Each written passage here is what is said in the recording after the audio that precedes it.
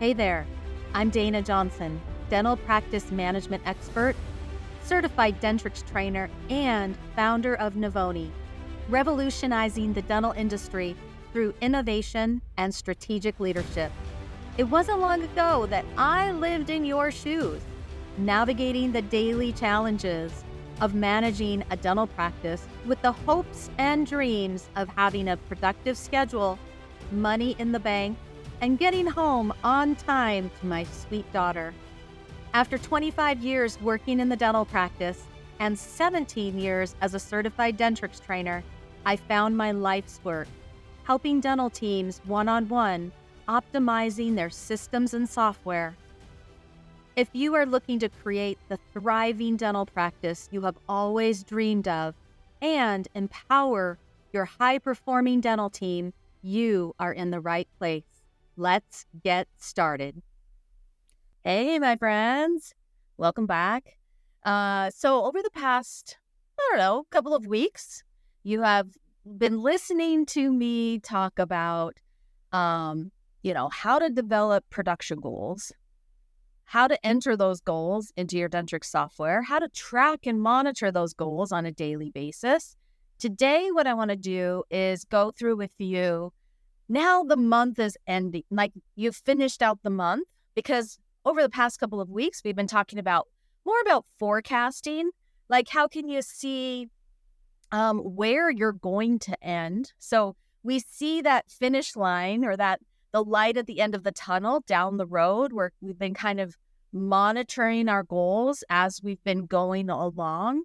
And now the month is ended, right? And so now you want to see how did we do? How did we finish off the month? And I've also been watching the Olympics, and so it's like, was it a tight finish? Was it a landslide? Did you blow it out of the water? Or was it one of those photo finishes that you're getting down to the end of the month and you're like, oh my gosh, I don't know if I'm going to make my goal or not. And so today, what I want to talk about is like, where can you see all those goals? And how can you celebrate with your team? Because I've been watching the Olympics and I've been watching these athletes celebrate with their team, and they go running around the court or the track with their American flag on their back, and they're really celebrating their accomplishments. And, even if they didn't make the goal, they didn't make it to the podium, they're still celebrating their accomplishments, but they're looking ahead at, okay, what can we do to improve how can we improve for next month? And that's why looking at your practice numbers is so important, because it helps us make data-driven decisions. And do we need to make any changes in our systems? Do we need to maybe look at one particular system? We made goal in this one area, but we didn't make goal in this other area, and so it's really important that we do review practice numbers with the team, because it is the team that is going to execute these systems in order to make our goals. There are several goals. Over the past couple of weeks, mostly what we've been talking about is production goals. But we have other goals that we could be tracking. We could be tracking how many new patients do we want each week, each day, each week, each month. How many new patients do we want to see in our practice? We really don't want to be just seeing every single new patient that walks in our door, because they may not be our ideal avatar. They may not be our ideal patient. And so how many new patients do we want? That's another goal that we want to put in place. Another goal that we want to look at is, what do we want our patient retention to be? And so I think that's what I'm going to be focusing on in our next series, is more about maybe new patient goals, patient retention goals, case acceptance goals. But today, let's kind of wrap up our production goal conversation and talk about where, now that the month is ended, where can we preview how did we do last month? And my favorite report in Dentrix is going to be the Practice Advisor. You may also be using something like Dental Intel that will give you some end of month statistics, which is amazing because you can get it, offline. You can get it on your mobile device, or you can look at it every day, kind of track it. So that's also a really great way to see your practice numbers. But the Practice Advisor is a really great team meeting, like a numbers meeting report, because it's very well laid out. It's very easy to read. And I have several podcasts that you could listen to in order to make sure that you're getting the most out of this report as possible. There is some setup things that you will have to make sure are set up correctly and so that you get the most accurate and up-to-date numbers as possible. One thing that I love about the Practice Advisor report is that it doesn't care about month end. So when you look at the numbers on the Practice Advisor report, they are in real time, which is great. Another thing I love about the Practice Advisor is that you can see also individual provider numbers. So if you have an associate that you are monitoring their production or their accounts receivable, then it will also track those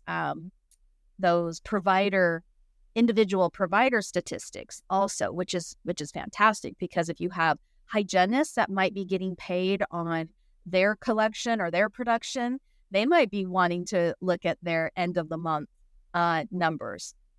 So the Practice Advisor is my favorite report for your monthly team numbers meeting. And in my own practice, we would have a numbers meeting every month, and our numbers meeting would be, it would be part of our annual or a monthly team meeting. So we would have an hour and a half team meeting every month. We would either have our meeting at the very beginning of the day. We would almost always have it at the very beginning of the day, because if you put your team meeting in the middle of the day during lunch, or you put it at the end of the day, more than likely you're going to run over. And it always seems like the team meeting is always sacrificed. It's always the sacrificial lamb that always gets thrown into the fire pit. And so we really want to make sure that your team meeting is something that you honor and you make it a priority. So we always put our team meeting at the beginning of the day. It would go from 7:30 to 9, and it was an hour and a half. We would start with patients at 9 a.m. And then we would probably work until 5 or 5:30. So we would get a full day in. I think that's once a month. That is not too much to ask in my opinion. Okay. All right. As soon as we come back, we're going to talk about all the best numbers of the Practice Advisor and how you're going to run it. Did you know that you could increase your team's productivity by up to 200% if you had a formal team training program in place? And businesses that do have a formal team training program in place also enjoy up to a 24% increase in profit margin.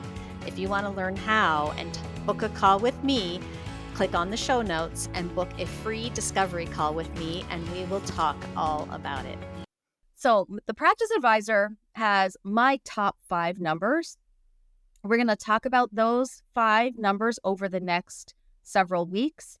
Today, I want to talk to you about kind of where the Practice Advisor is and how you can see your production numbers, your production goals, that is, because we've been talking about goals. Now, if you go to the Office Manager and you go to Analysis, you'll see the Practice Advisor report, and you can set up some benchmarks. Now, last week, I talked to you about the Daily Huddle report, which is the little sister of the Practice Advisor report. That's your daily report. The Daily Huddle will pull in your actual production goal, your per day production goal, so it will be a set number. The Practice Advisor, however, uses a range. It uses a benchmark. I wish that it had set numbers in it, and so I'm not really sure why they developed it to have a range instead of those set goal numbers, but we have to work with what we have, right? And so when you go into the practice advisor, go into practice advisor setup, then you'll be able to put in your benchmarks. So let me tell you what a benchmark would be. So let's say, for example, your monthly production goal is $100,000 a month. That's including everyone, doctors and hygienists. So just random number. Let's say your production goal is $100,000 a month. Your benchmark for your practice advisor, I would set it at 110 to 90 or 90 to 110. Okay, so your $100,000 production goal is right in the middle. And then you have this benchmark range. So that would be my recommendation. And then you'll also see it in the setup for your practice advisor that you can put in there your active patients. So let's say, for example, you have an active patient base of 1,800 patients. So I would put your benchmark for active patients somewhere between, 1,600 and 2,000. Okay, that'd be a good benchmark for your new active patients. So then what the practice advisor report is, it will put all of those benchmarks into your report. So you could put in benchmarks for your total practice production, your doctor's production, your hygienist production, your production per day, your production per hour. I mean, you can get really into the weeds with your production goals. Now, if you've heard me speak at all, I really value the production per day number much more than I honor the production per month number. And so when you get into the practice advisor, you kind of have to give yourself an average. So for example, if your doctor's production goal for the month is, say, $60,000 and they're working 10 days in a month, then their average daily production goal would be, of course, $6,000.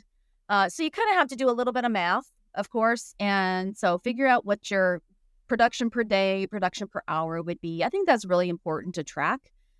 And then you can also put in your new patient goal that you want to see. Like, let's say you want to see, 20 new patients per month or 50 new patients per month, whatever you want to do.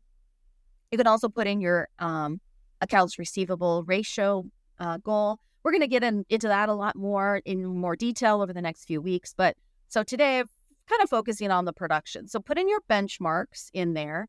And then when you go to actually generate the practice advisor, it will then pull in what your actual production was. And then it will show you if you are above or below your variance for that benchmark. Okay. So if you are below your benchmark, then the report is going to give you some little yellow caution symbols, and it's going to give you some idea of, okay, this is how you could improve that number. Now, if your numbers on the practice advisor are below your benchmark, what I would do is I would search through my content, and look for, how do I keep my schedule full, or how do I have a more productive schedule? How can I improve my doctor's treatment percentage? Or how do I increase my hygiene production? So if you're below benchmark, then do a search through my content, find another blog, find another article where we can talk about how do we bring those numbers up, because that's what it's all about, is making data-driven decisions when you're looking at practice numbers. Numbers tell a story. And so when you're having your team meeting, you're below goal for your monthly production goal, then we need to talk about as a team, okay, well, what happened? Well, we just didn't have, our case acceptance was down. We had a lot of diagnosing, we had a lot of treatment coming through, but for some reason, we just couldn't close the case. So what can we do about closing more cases? So then let's talk about, as a team, was it that Is it just summer? Is it because maybe we had a doctor on vacation? Do we need some verbal skills on treatment presentation? If you need some verbal skills on treatment presentation, I would recommend going back and listening to my interview with Sophia Dunkley, where we talked a lot about case acceptance and treatment planning. She is a master at getting the team more involved and more skilled at closing cases. So I would definitely do that. If we think it's because, well, we just don't know how to present our treatment plans, like the computer can't, estimate correctly. Well, let's talk about how we can get Dentrix to estimate more accurately, because, the computer knows how to do math. If we plug in the numbers, if we plug in the right numbers, if we plug in the right data, the computer knows how to spit out numbers. The computer knows how to do math. And so it's not a computer problem, it's a human problem. And so the humans, that's us, humans, we need to know how to enter it into the computer more accurately so that we get a better result. And so that's what going over numbers is all about. Talking about where did we fall short and where did we excel and celebrate. And that's what the end of the month numbers meeting is all about. So let's start working on reviewing your practice advisor report with your team.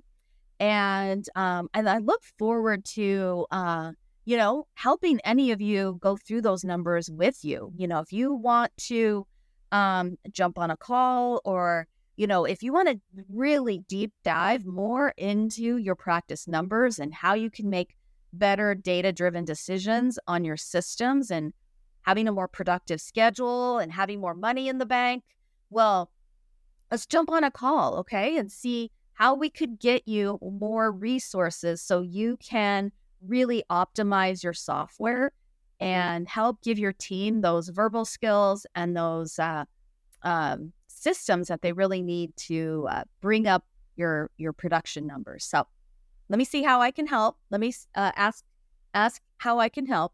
And we're always here for you. So you can always search back in our content. If you want to deep dive more than just our free content, then book a call with me and we'll talk about how we can get you more resources. All right, this has been great. I hope that you enjoyed this episode. This kind of wraps up our talk on production goals, where you can track them in your software, what reports you can pull. So we're going to kind of dive into a new topic next week. We're still going to kind of keep on the goals tracking, but we're going to dive more into new patients, case acceptance, patient retention, things like that. And I look forward to watching your journey of becoming a high-performing dental team.